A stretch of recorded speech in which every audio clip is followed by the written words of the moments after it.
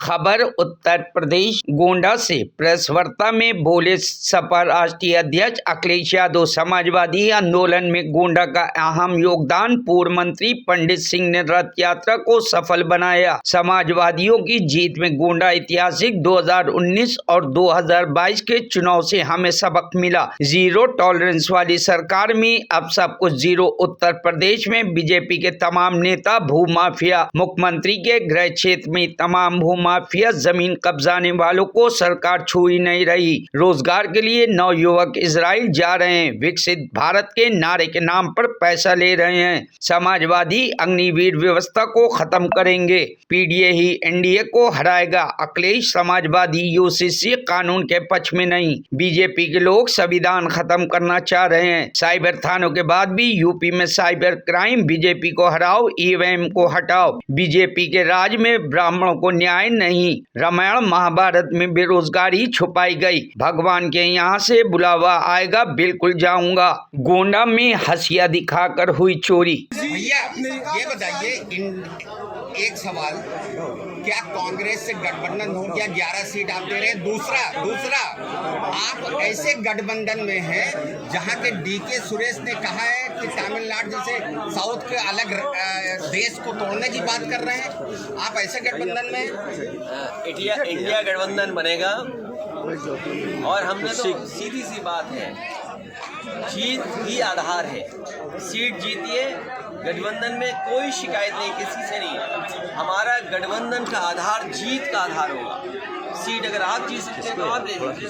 Seat अगर इस समीकरण ये जीत सकता है तो ये ले ले। इसलिए गठबंधन होगा और इंडिया गठबंधन। लेकिन कांग्रेस इंडिया गठबंधन के साथ साथ ये नया है एक नारा पीडीए, ये पीडीए ही एनडीए को हराएगा। लेकिन कांग्रेस के सांसद ने ये कहा कि हम देश को तोड़ने की बात उन्होंने करी। आपका क्या नजरिया है ऐसे लोगों के साथ? अच्छा, उतनी दूर क्यों जाते हो सांसदों पे? आसपास के सांसदों का भी देख लो व्यवहार और बातचीत। लेकिन वो तो आपके गठबंधन में है।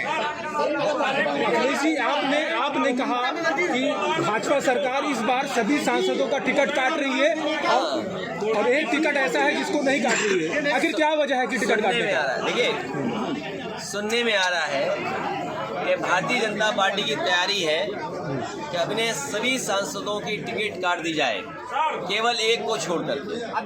एक जो छूटे हुए हैं वो भी अपनी सीट बदलना चाहते हैं। तो सोचो क्या हालत है बीजेपी की। आपने सूत्रों के हवाले से बताया कि आपके अंदर भी एक पत्रकार की भावना जागृत हो गई है।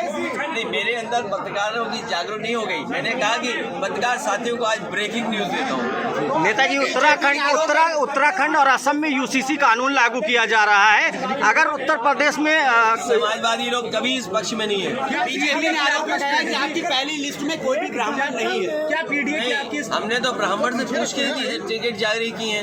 ये जो बीजेपी का नेता बोल रहा है उसे पता ही नहीं है। हमने तो उन्हीं लोगों से पूछ के पूजा पाठ दिन तारीख निकाल करके घोषित। जो जीतने वाला है वो सीट में होगा गिनती में। माता की जय बोली, अभी आपने भारत माता की जय बोली और ऐसे गठबंधन के साथ है जिन्होंने देश तोड़ने की बात करी है। क्या नजरिया आपका? ये जिस पार्टी के नेता है वो पार्टी जवाब देगी। हमारा सवाल ये कि रेजांगला का जो मेमोरियल है वो अगर चीन तोड़ देगी तो बताओ भारत के लोग क्या जवाब देंगे? सर, पीडीए के नेताजी भाजपा का सफाया कर पाएंगे, क्या लगता है? 90% लोग पीडीए के साथ हैं। सर, गोंडा में एक सांसद पर डकैती करने का मुकदमा दर्ज हो गया। तो ये सोचिए आप, जो मुख्यमंत्री गोरखपुर में कह रहे थे भूमाफिया, सुना है गोंडा में भी इस तरह का भूमाफिया वाला मामला निकला है। हमें उम्मीद है जो जीरो टॉलरेंस का नारा दे रहे हैं वो ऐसे जितने भी जमीन का काम कर रहे हैं उनके खिलाफ कार्रवाई से। अखिलेश जी, देश की ने कहा कि भारतीय जनता पार्टी बांटो और राज करो की नीति पे काम कर रही है। क्या कहना है उस पर आप? देखिए, एक मिनट भाई, अभी बोले देखिए, एक मिनट रुक जा भाई। बीजेपी की बांटने की राजनीति, बीजेपी की नफरत की राजनीति कामयाब नहीं होगी। पीडीए की ताकत, पीडीए रणनीति कामयाब होगी। देश की न्यायपालिका लगातार अल्पसंख्यकों के विपक्ष जो है फैसले आ रहे हैं। ऐसे में जिस तरीके से पहले बाबरी मस्जिद, उसके बाद में ज्ञान वापी पे फैसला आया है, तो न्यायपालिका को किस तरीके से देखते हैं लगातार जो विरुद्ध फैसले आ रहे हैं? जो आपने दूसरी सवाल उठाया है, न्यायपालिका का हम सब सम्मान करते हैं। न्यायपालिका का हम सब सम्मान करते हैं, लेकिन कई बार ये देखने को मिल रहा है कि सरकार ये कोशिश कर रही है कि जो बाबा साहब भीमराव अम्बेडकर जी का संविधान है, जिसके तहत हमें अधिकार मिलता है, हमें अधिकार को छीनने का काम करें। अगर कहीं से कोई फैसला आया है, अगर हम उस फैसले के खिलाफ किसी और दूसरे कोर्ट में जाना चाहें, उस तक का अवसर सरकार नहीं दे रही है। ये सरकार के जानबूझ करके ये रणनीति बना के चलती है जिससे दूसरों के अधिकार छिन जाएं, उन्हें मौका न मिले और कोर्ट में जाकर के अपने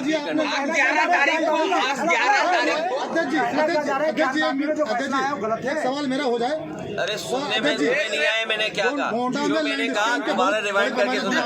ये बीजेपी के लोग सब अधिकार छीन रहे हैं, अधिकारों को छीनने का काम कर रहे हैं। याद कीजिए, 3 काले कानून किसानों के लिए लाए जा रहे थे, इसलिए कि वो उद्योगपतियों की मदद करना चाहते थे। अखिलेश, आप सोचिए, मैं अपने गोंडा के प्रेस के साथियों का धन्यवाद देता हूँ। गोंडा जिले ने समाजवादी नेताओं को और समाजवादी ताकत को हमेशा बढ़ाने का काम किया। हमें याद है कि जब मैं पहली रथ यात्रा से यहाँ आया था, उस समय पंडित सिंह जी, उन्होंने एक शानदार और ऐतिहासिक कार्यक्रम उस ज़माने में कराया था।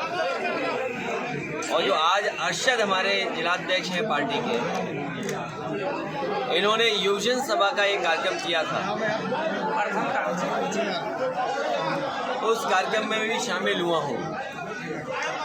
उस समय से और नेताजी के समय से यहाँ के नेतृत्व, चाहे वो पंडित सिंह जी हों या और हमारी पार्टी के नेता जो हमारे बाईं तरफ बैठे हैं, इन सब से लगाव हमेशा बना रहा। और कई ऐसे राजनीतिक मौके आए जहाँ पर गोंडा ने समाजवादियों को ऐतिहासिक जीत दिलाई। ये अलग बात है, पिछला चुनाव 22 का चुनाव अलग परिस्थितियों में हुआ। जो परिणाम समाजवादी पार्टी चाहती थी उस तरह परिणाम नहीं मिले। 2019 में भी जो समाजवादी पार्टी का समीकरण और परिणाम की उम्मीद थी वो नहीं मिला। लेकिन आज जब हम 10 साल दिल्ली के सरकार के पीछे मुड़ के देखते हैं और उत्तर प्रदेश की सरकार जो पिछले बार 5 साल मिले और फिर लगातार सरकार चल रही है, वहाँ भी जो देश के प्रधानमंत्री वो 10 साल से, जो यहाँ के मुख्यमंत्री हैं वो भी 6-7 साल हो गए उनके, और ये तीसरा बजट पेश होने वाला है। जो लोग ज़ीरो टॉलरेंस का नारा देते हैं, जो लोग कहते हैं कि कानून व्यवस्था पर ज़ीरो टॉलरेंस पॉलिसी है, और गोंडा के लोगों से क्या पूछना, बताओ, हंसिए से बैंक लूट ली, ये ज़ीरो टॉलरेंस है। लगता है इनकी सरकार में कानून व्यवस्था ज़ीरो हो गई, इनकी ज़ीरो टॉलरेंस की पॉलिसी ज़ीरो हो गई। और अस्पताल का हाल तो ये है, मुझे याद है एक रात में लगभग 11-11:15 बजे जग रहा था, और इसी गोंडा की एक खबर मैंने देखी टीवी पर जो चली कि एक श्रीवास्तव परिवार, उसके परिवार के सदस्य डॉक्टरों से लड़ रहे हैं और डॉक्टरों से कह रहे हैं कि तुमने इंजेक्शन लगा दिया मेरी परिवार के सदस्य जिसकी जान चली गई, वो गर्भवती महिला की।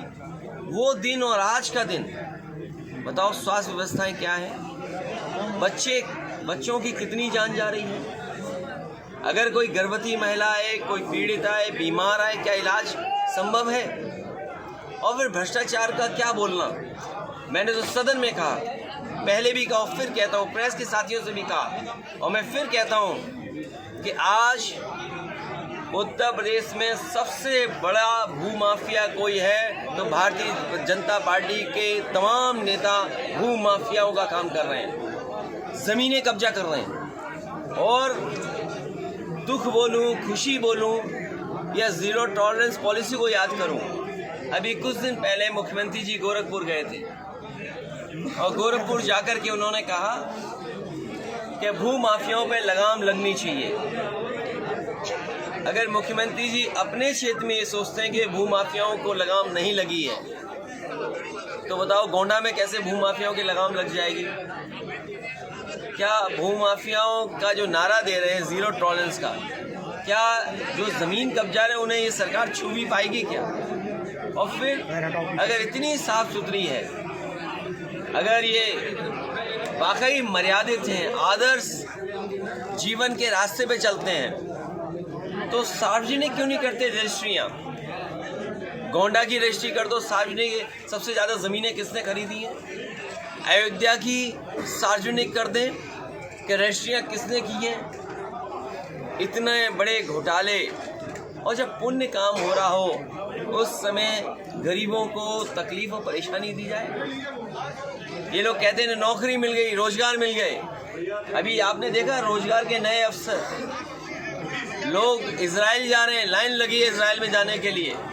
सोचो वॉर जोन में यहाँ के नौजवान 40,000 45,000 रुपये की नौकरी करने जा रहे हैं। जो निवेश के सपने दिखाए थे, निवेश कितने ज़मीन पर पहुँचे? हमारे किसान की क्या आय दोगुनी हो गई? ये प्रधान और हमारे पत्रकार जानते होंगे। ये जो विकसित भारत का जो नारा देकर के आयोजन चल रहा था, क्या प्रधानों से पैसे नहीं वसूले गए?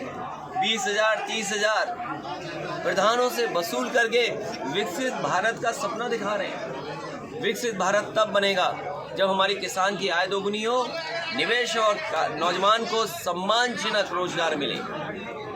ये जो डिलीवरी बॉय बना दे रहे हैं या इजराइल में वॉर जोन में भेजे जा रहे हैं, ये नौकरी नहीं है। और जो बीजेपी के लोग या बीजेपी के नेता अपने मंचों से कहते हैं भारत माता की जय हो, हम सब भारत माता की जय बोलते हैं। भारत मजबूत बने, ताकतवर बने, खुशहाल देश बने, हम सब चाहते हैं। लेकिन सोचो शहीदों की याद में जो रिजंगला में बना था स्मारक, जो रिजंगला में स्मारक बना था, चीन की फौजों ने आकर के वो स्मारक तोड़ दिया। कोई कल्पना कर सकता है कि हमारा देश जो इतना ताकतवर है, हमारी फौज जो इतनी ताकतवर है, उसको झुकना पड़ रहा है? रिजंगला जो हमारा मेमोरियल था उसको तोड़ दिया चीन के लोगों ने। क्या बीजेपी के लोगों के पास कोई जवाब है? ये जो आधी अधूरी नौकरी दे रहे हैं अग्निवीर, समाजवादी पार्टी कभी स्वीकार नहीं कर सकती है। अपने नौजवानों को हम कहेंगे कि समाजवादियों को जिताइए, अग्निवीर व्यवस्था को ख़त्म करने का काम करेंगे। जैसे पहली सम्मानजनक और सम्मान के साथ वर्दी पहनता था नौजवान, उसी तरह फौज की नौकरी देकर के उनको वर्दी पहनाने का काम होगा। Bureau report, news hub Bharat.